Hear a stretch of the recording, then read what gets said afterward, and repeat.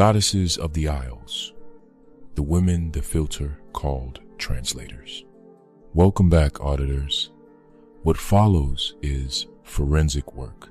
Bring your full attention. This is exactly the kind of material the archive was built to make you skip past. Don't skip the question the history books never asked.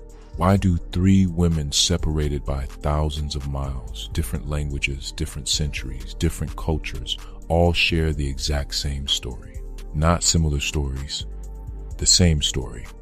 Extracted from their sovereign structures, renamed under Christian titles, used as legal instruments to transfer land and legitimacy to men who had no ancestral claim to either. The Northern Filter calls this coincidence. Three isolated incidents in the complicated story of colonial contact. The forensic audit calls it a pattern, precise, deliberate, hemispheric. The same operation executed on different soil with different names but identical signatures. And today we are going to follow that pattern from the banks of the Nile all the way to the shores of the Americas. By the time we reach the end, you will never look at a map or name the same way again.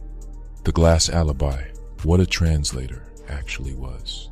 Before we go to the Americas, one foundational truth must be established. In every instance of sovereign dispossession throughout recorded history, there is a woman at the threshold.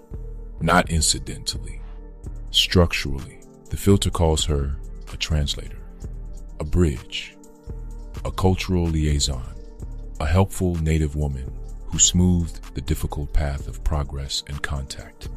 This framing is the glass alibi.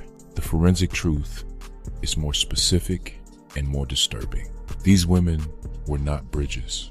They were land grants with a heartbeat. Their bodies, their names, their legal identities within Christian frameworks. These were the instruments through which sovereignty was transferred from the people who held it to the people who wanted it.